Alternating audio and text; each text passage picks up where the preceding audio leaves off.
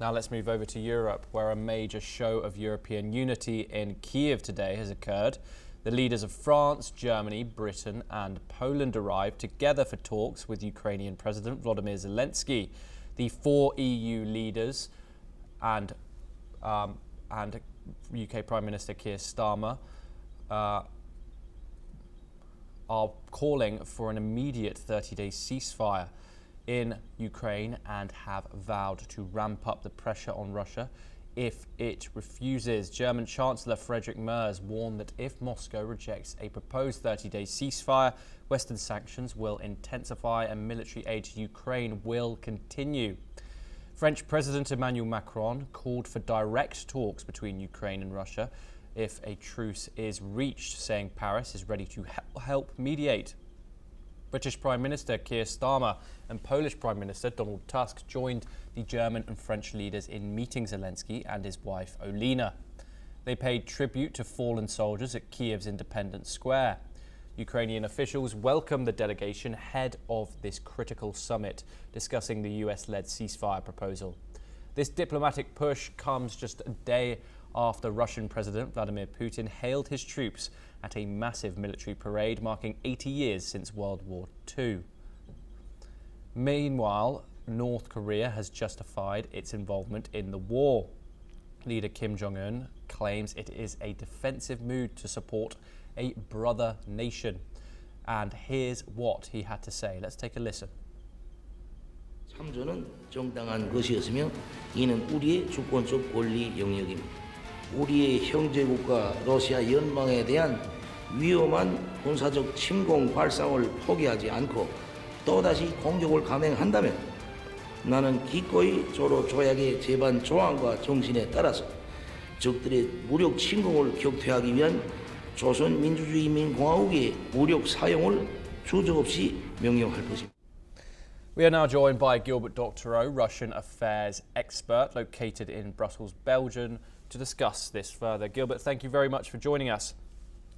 How does Moscow interpret the visit directly to Kyiv by these four major European leaders? And this obviously coincides with yesterday's parade in the Red Square in Moscow. How does Russia view these four united alliances standing with Zelensky? I don't think they take this very seriously. This is nothing new. The four countries we're talking about have been backers of Zelensky for a long time. They have been prominent, first in calling for no negotiations to deal with Russia, and now watching Donald Trump proceed with talks with the aim of finding a peace. They have jumped on that bandwagon in the hope of derailing it, in the hope of sabotaging it. Their visit to Kyiv is simply a display of plumage for their home electorates. It has no influence on the course of the war, certainly no influence on what Russia is doing or may do in the future.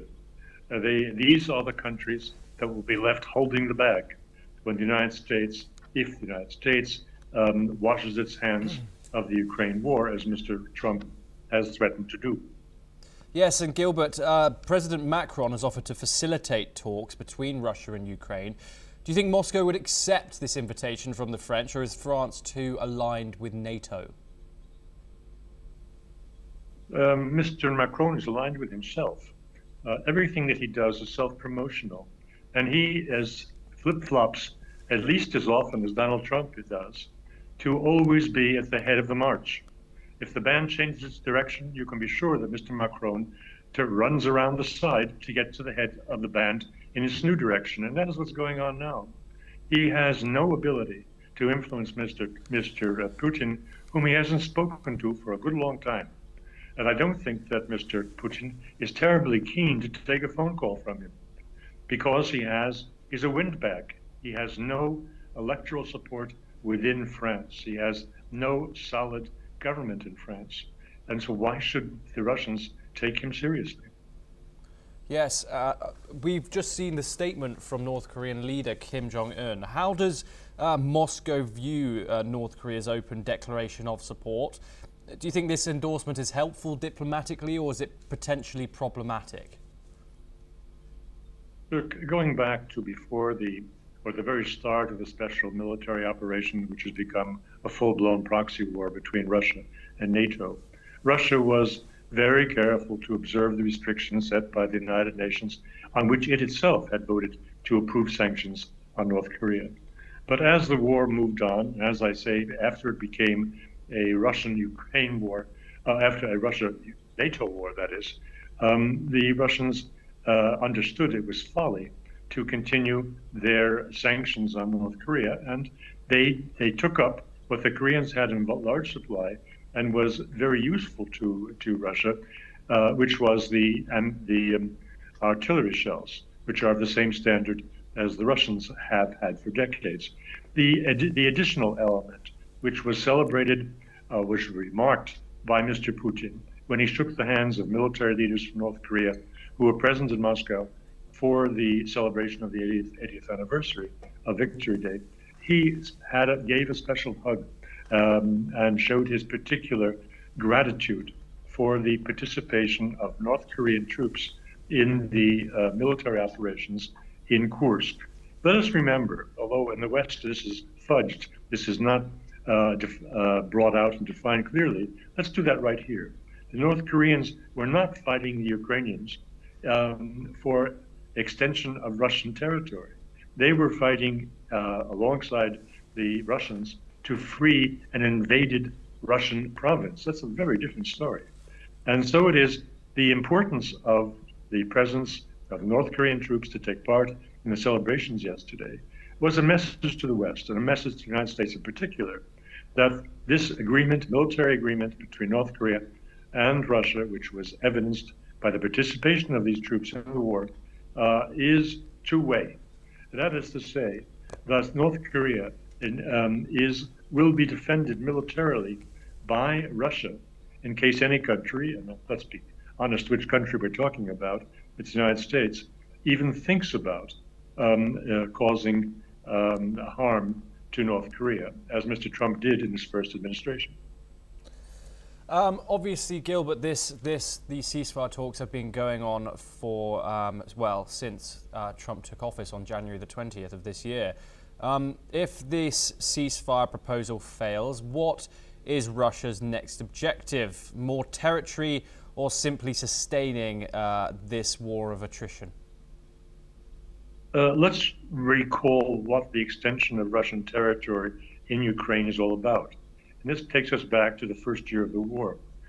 When the war was strictly between Russia and Ukraine, the objectives were regime change. That is, the Russian objectives were to remove from office what they consider to be neo-Nazis controlling Ukraine, and not to take any territory. The whole game changed, however, when it became clear to the Russians that the United States and its allies were supplying long-range missiles and other armaments which could reach into the Russian Federation and would certainly reach into all of the territory that they had acquired on the battlefield in Ukraine. What this meant was they had to push back the Ukrainian forces sufficient distance to compensate for the new long-range missiles that the United States, England, and France supplied to Ukraine. And that, creating a buffer and assuring that they could not be attacked by Ukrainian artillery and missiles supplied by the West, was what the territorial expansion was all about. Here we are today, and the Russians continue to move back, to push back the Ukrainians on the front line with that very same intent, to ensure that they are not vulnerable to Ukrainian attack. Gilbert, finally, German Chancellor Merz has warned of intensified sanctions and increased arms to Ukraine if Russia rejects this ceasefire proposal. How do you think Russia would be preparing to respond both economically and militarily? Well, the sanctions on Russia are so vast right now, greater in number and more damaging potentially to the Russian economy than have been applied to any country on earth.